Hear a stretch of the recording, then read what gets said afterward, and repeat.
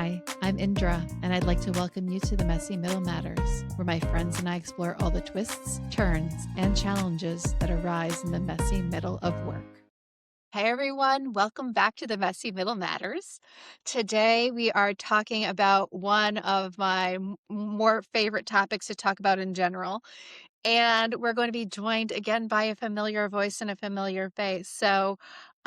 Today we're talking about imposter syndrome, all the different facets, how it's labeled, when it's labeled, what the root causes of it might be. Is it something that's internal to you? Is it something that's structural in the environment that you're landing in?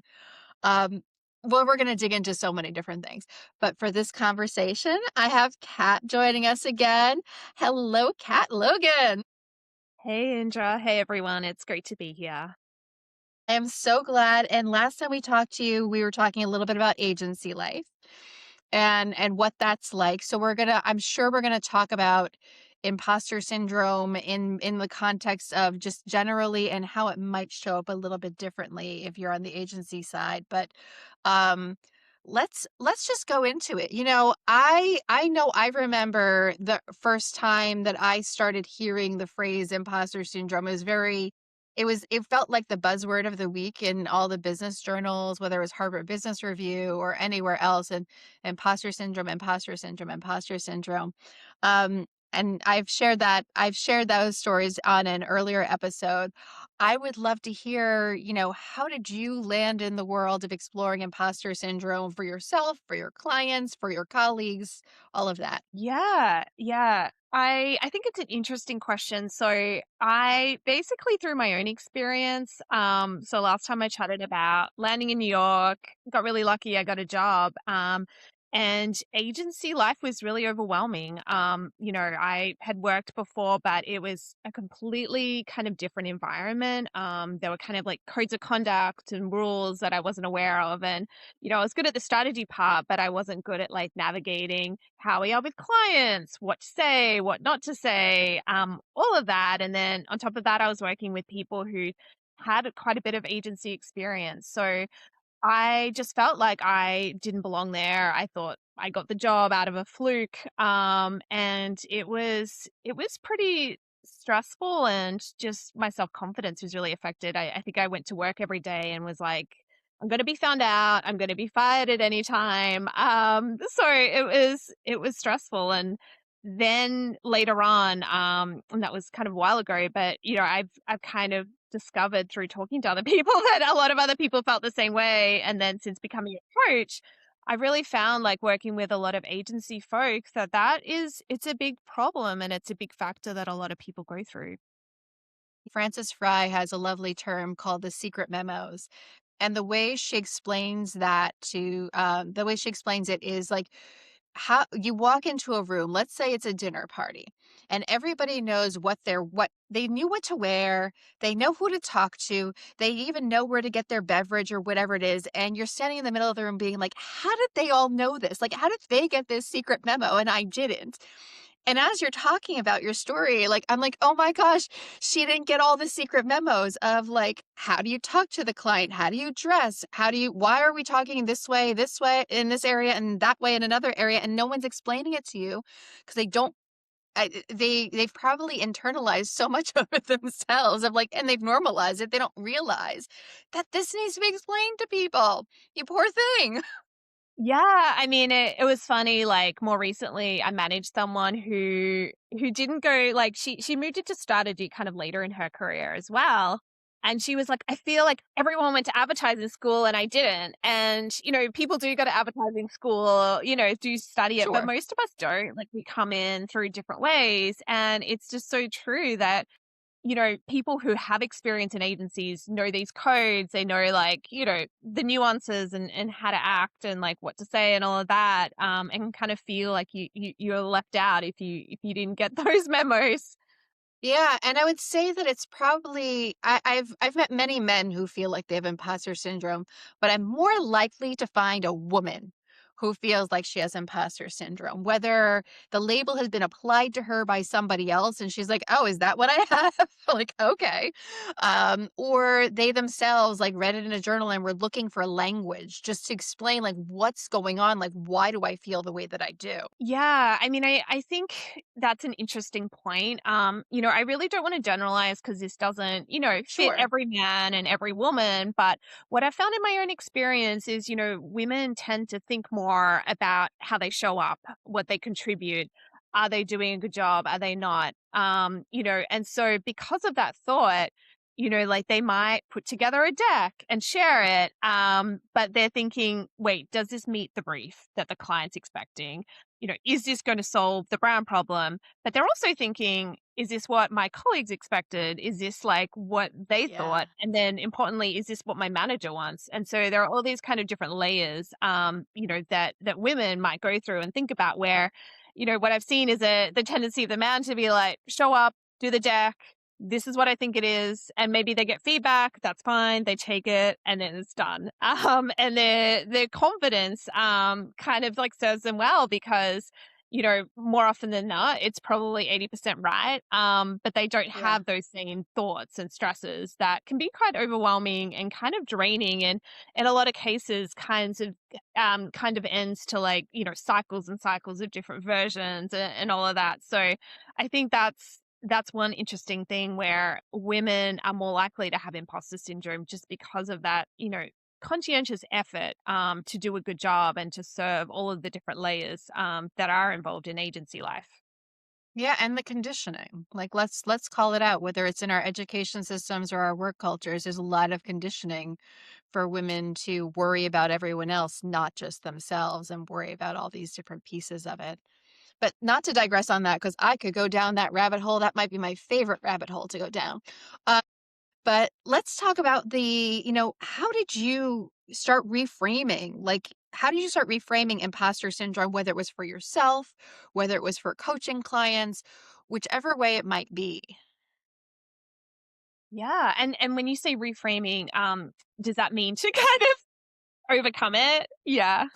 Great question. I love making sure that words mean the same thing for both of us. Yeah, like how did you start thinking about it differently to not get stuck in cuz I could see I'm imagining my earlier self, like I've got my eyes closed and I've just got like my fingers to my temples, like I'm completely imagining my early self just like spiraling and spiraling and spiraling and just trying to be a perfectionist. I still remember the day when I declared myself a failed perfectionist. It was a good day. It was a very good day when I let go of that perfectionism. Like, and that for me was it was a long journey, but that was, I think, the first step to getting out of some version of imposter syndrome, right?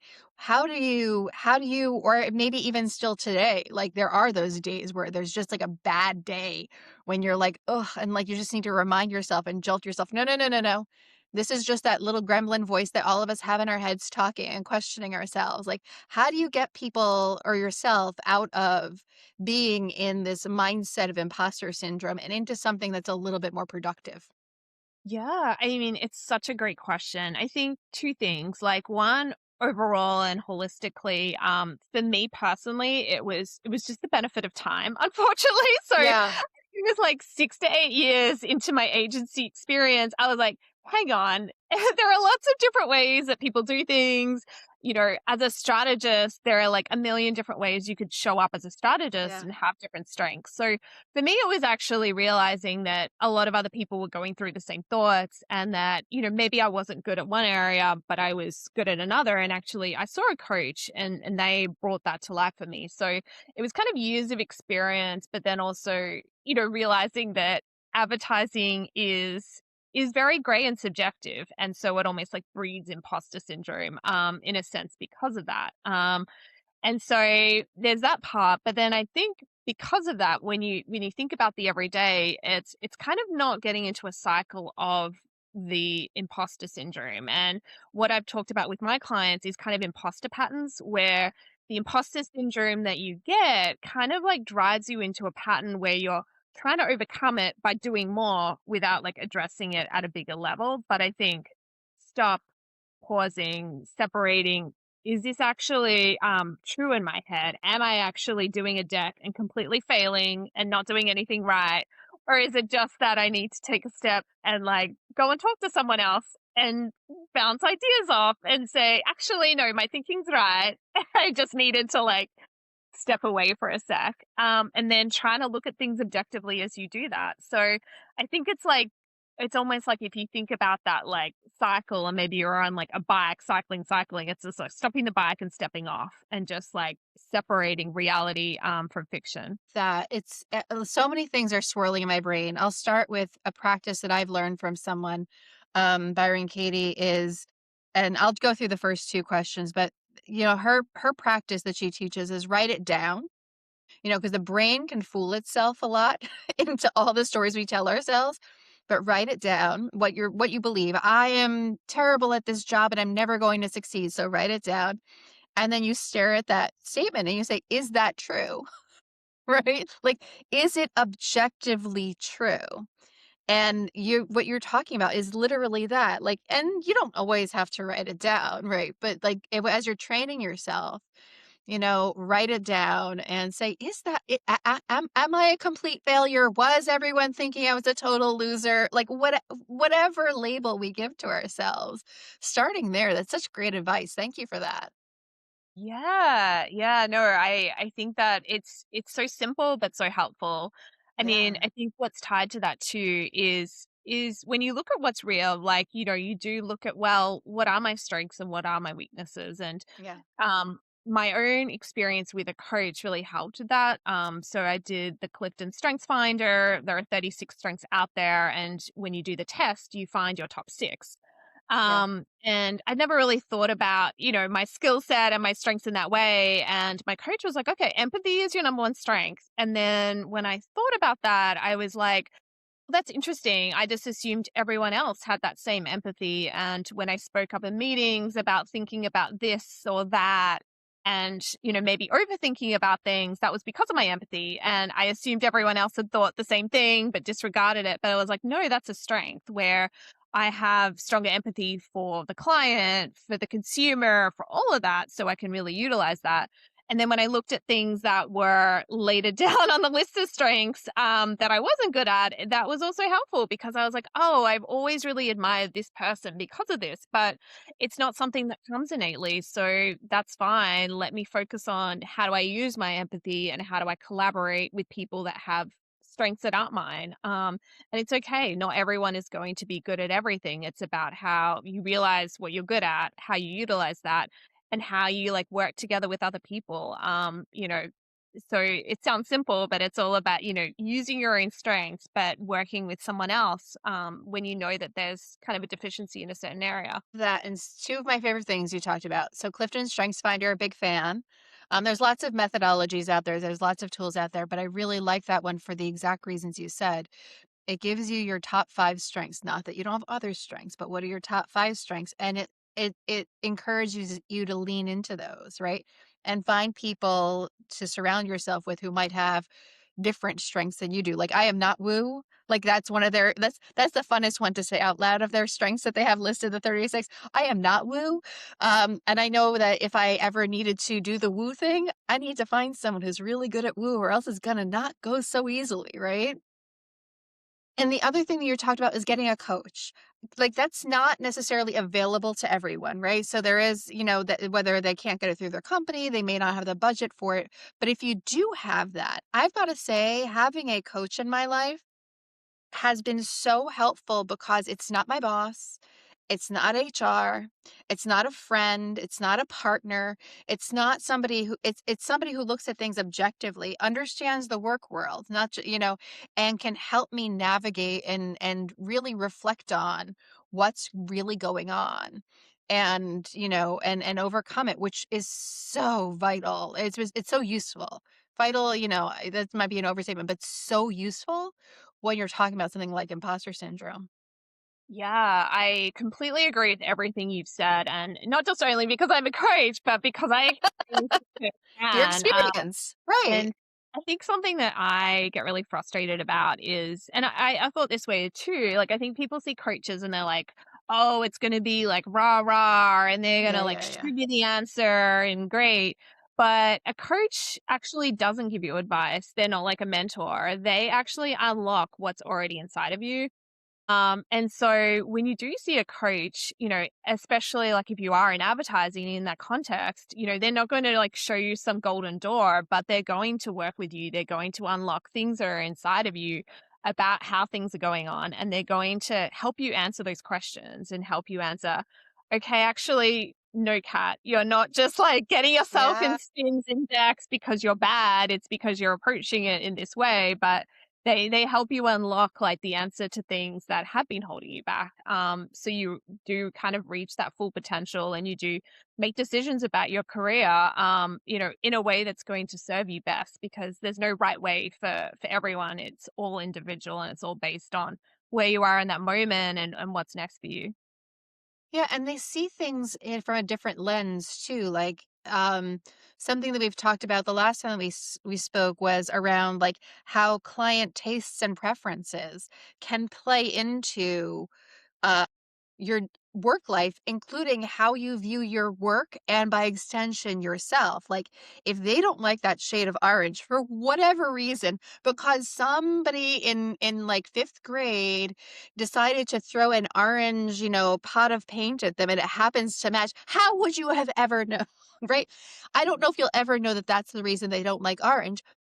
Coach can be like, "Hey, how would you have known that they were gonna react poorly to orange? The brief said, we love things that warm colors, not yellow, not red, and of course you chose orange." You're like, "What were you thinking?" Like, they help you to separate that because they have a stake in your success. They don't have a stake in, let's say, the project work, so to speak. Yeah, that's such a great point. And I think especially, and we talked about this a little bit last time, when you're in an agency, the smallest thing can seem like the biggest thing. You can debate a color orange for weeks on end. You For can talk weeks. about, is it a goal or is it an objective? Like what word are we going to use? Or, oh, wait, you've put that word in. That's a trigger point for the client. Take it out. And we can get so hung up on like Yeah. small things. And when you do see a coach, it really does open you up to what actually is the bigger thing going on. It helps you put things in perspective. And I think like it helps you break out of the imposter syndrome that you've been in, where you've been like maybe stressed and anxious because you chose the wrong color, orange, for a deck, when you're actually like, no, you also did this, and this week. And isn't that amazing? And what are you really, what have you really achieved in an agency or, in the last month? And that can be much more impactful for that person to remember and think about. Yeah, because not every people leader, not every mentor, not every person you look up to or has some sort of authority in your career has gone through really good solid training that helps them be that person. Because I mean, I've got episodes on this for days around what it gets you to be what the success that gets you to the point where somebody says, "Hey, you should be a people manager," is rarely the same set of skills that you use when you're actually literally a people manager. Those are two very different skill sets. So and that transition into people leadership is very poorly supported. So when those people so you have to give your people manager grace if they're not able to give you that perspective and they're stuck in some sort of minutia or whatever it might be, or some fixed thinking of one sort or another. And that's where the coach comes in. Yeah, absolutely. Where were you in your career stage when you actually started using a coach? I'm just curious.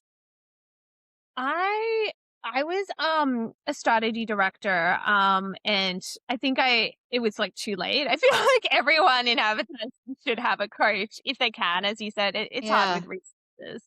Yeah, but I was yeah, like I was like looking for a new job, and I was at a stage where I was, doubting myself, and I was like, I don't know, I need to get out of advertising. I'm not good at it anymore. And, seeing a coach really helped, strengthen, my understanding of my own skills, like what I brought to the table as a strategy director, which is really invaluable. But that is an interesting question because I think like something that's connected to last session when we talked about the messy middle.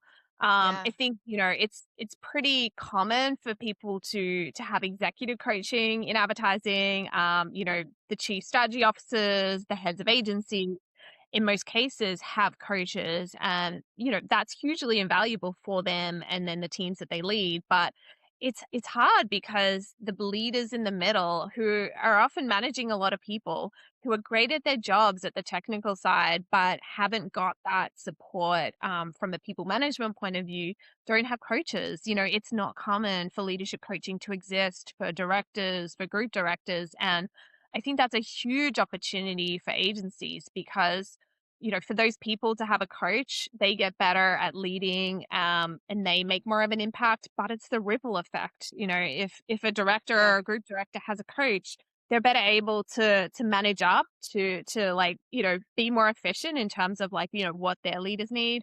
They're better able to work with clients to deliver value, to see where there's scope opportunity, to better serve those clients. And then most importantly, they're better leaders, to the more junior people on their team.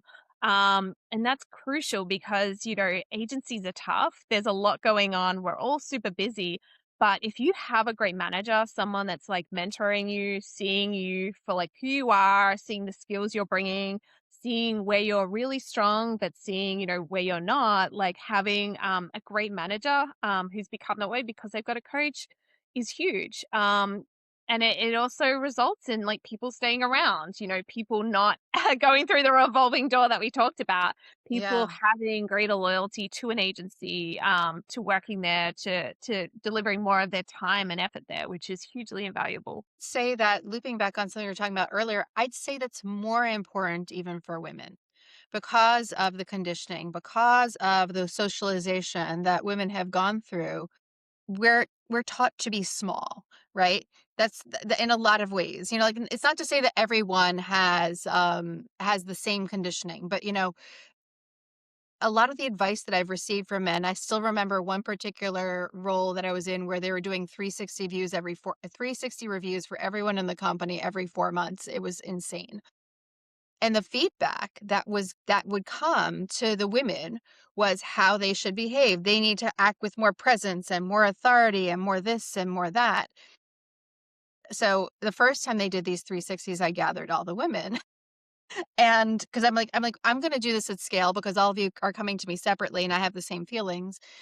What the men didn't recognize, their feedback was well intended, useful for many, but if I had if I had applied, I'll just use my own feedback. If I had applied the feedback that they had given to me, I would be called a raging bee and been sent to packing.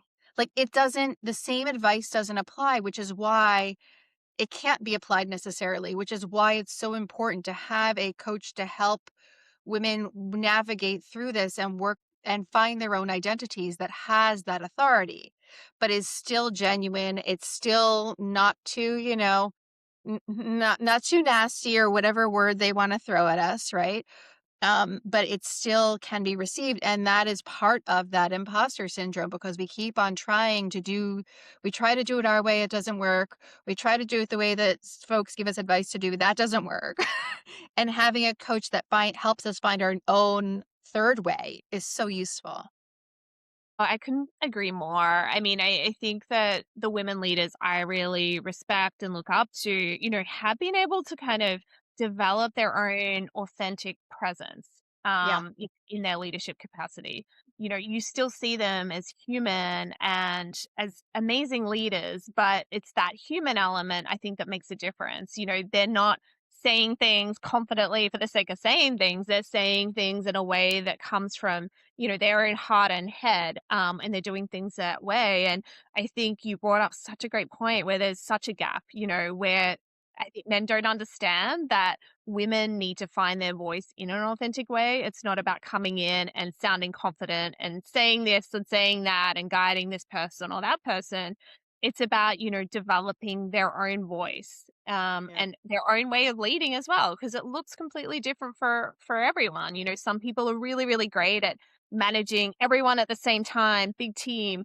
for other leaders, it's, more individual connections, and that's where they can really like have impact. And I think there needs to be more focus on that, and the fact that like people have such individual leadership skills and those need to be fostered and nurtured. So I think that's a huge opportunity because in so many ways, I think we're still looking to a stereotypical vision of what leadership is in agencies. And I also think it's interesting because, because of that, women don't have the same confidence. I mean, when you look at, and I'll just say this bluntly, like all of the independent smaller agencies that are out there that are being founded, there aren't a lot of women doing that. It's mostly men. And I think it's because they have that inbred confidence to do that and say, I love creativity, I have great ideas, I have great client relationships. I'm gonna go and start my agency. There are not a lot of women doing that because they haven't had that same confidence given to them. And they also, Yeah. again, to be bluntly, I think they think more about it. Okay, what does that mean? Would I be able to like support a team and do so, like consciously? Would I be able to deliver, high quality to clients? I think there's more thought that kind of goes into that for women, which is maybe why there aren't as many like female founders in the advertising space, which hopefully changes in the future. Yeah, two things come to mind. It's the technology spaces, Silicon Valleys move fast and break things. Like, and women are okay with moving fast, but they want to fix things more likely. These are broad generalizations. But what you're talking about is that there are so few role models, and which means as the world is changing as rapidly as it has been, like I think back to, so today I wore my pearls for Carla Harris, Carla's pearls. Um, she's a remarkable human being, but but there are a relative handful of women leaders that are really well known globally or nationwide or within an industry. Like if I'm thinking advertising, I think of a Cindy Gallup. I would be hard pressed to think of many other women beyond that, right? So the role models that we have are not that many. And the reality of it is that there are, as the world is changing, that means that the variety of ways of leading is not as broad as, let's say, a man has, because they have more choices and more role models to select from. Like, oh, that doesn't work for me, but that one does, which means we're more likely to find our own model and our own path because it may not exist yet or it may not be visible yet. Yeah, I mean, I think that's so true. It is so hard for women because they're like, okay, which path am I like being inspired by or, following? And it doesn't exist. And, I think you kind of hit the nail on the head when you also said the fixing things as well, because I think the women I've seen in agencies, where their value is often behind the scenes. It's like, oh wait, the deck doesn't have this component which the client said was super important back then, or is like noticing, maybe a junior account person that isn't doing as well and kind of needs additional support and mentorship that maybe other leaders, didn't notice and didn't see. It's kind of in the fixing things behind the scenes where men are kind of like conditioned to step more confidently into the leadership roles that kind of get more attention, better promoted and all of that, but different. But yeah, like women just kind of aren't rewarded at the moment in the way that the system is in advertising. Yeah, I'd say that's universal. I mean, it's the invisible labor that happens.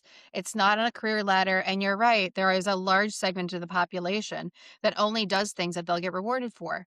But it's more likely for a woman to pick up the work that they know they won't get rewarded for, but they know it's so important for the team's success that they'll do it anyway. And then comes review time and they don't get rewarded for it. That's a whole nother that might be my favorite rabbit hole. I'm finding all my favorite rabbit holes with you. Um, but yeah, no, there's so many different pieces of this. And, I think the one of the things that you've been working on is called Raw to Roar. Can we talk a little bit about that? Can you tell everyone a little bit about what you've been thinking around Raw to Roar? And we'll spell that out for everyone to make sure that they hear it properly.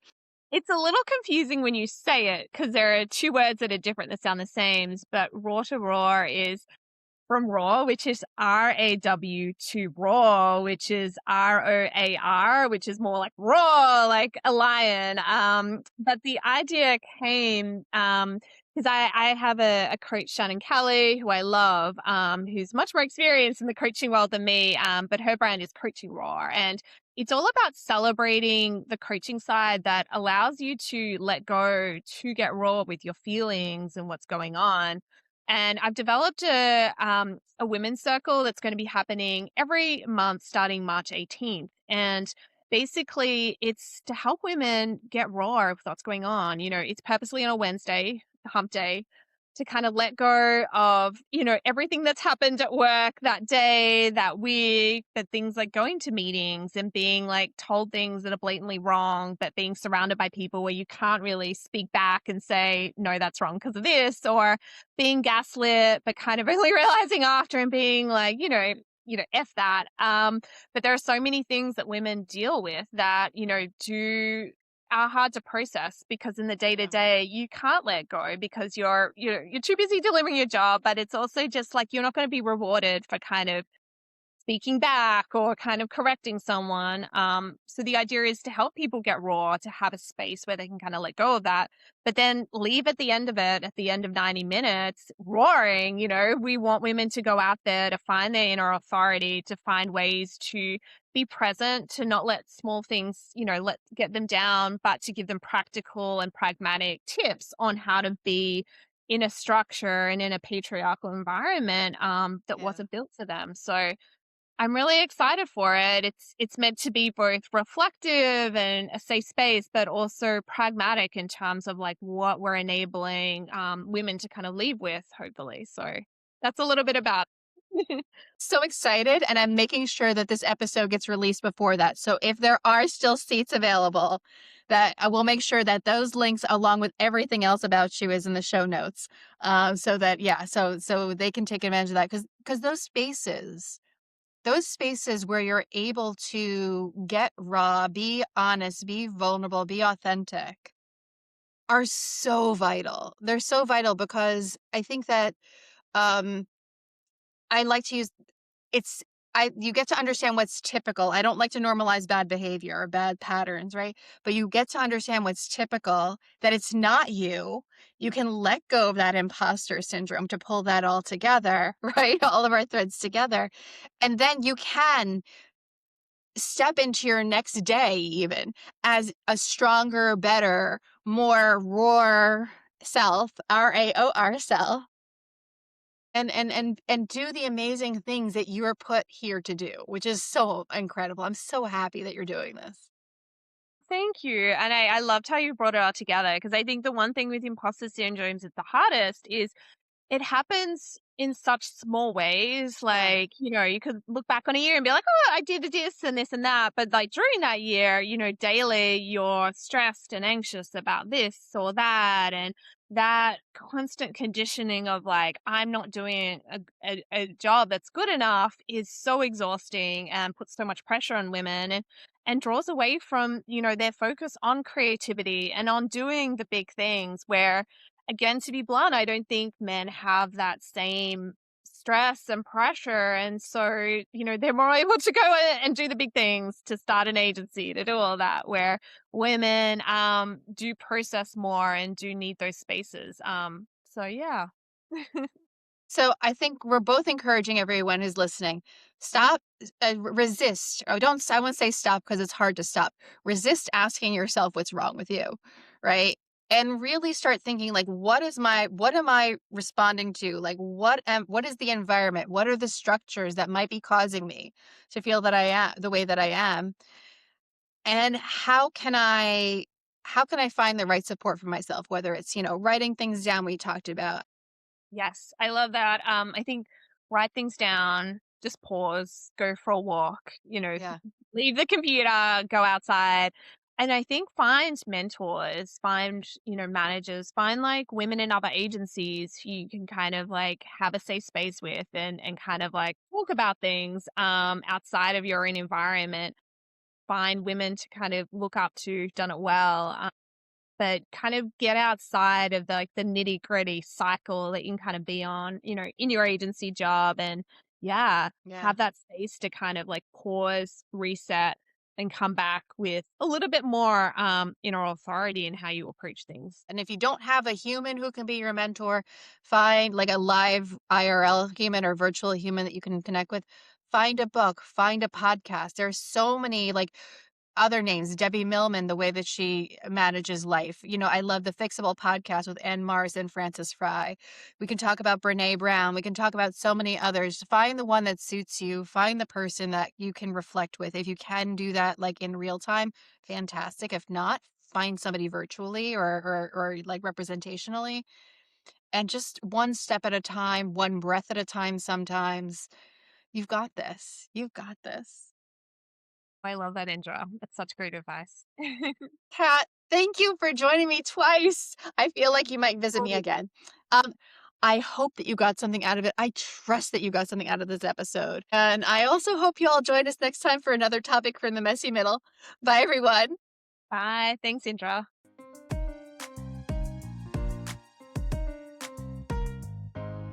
Thanks for taking time with us in the messy middle. Word of mouth remains the most powerful way for people to find us. If this episode sparked something for you, we'd love it if you'd subscribe to the podcast on your favorite app, download a few episodes, and share it with someone else who's navigating the in between. Do you have ideas for future episodes or topics you'd like us to explore? You can find our feedback form at themessymiddlematters.com or in the show notes. Thank you for joining us on this journey. This work is better when we do it together. Until next time.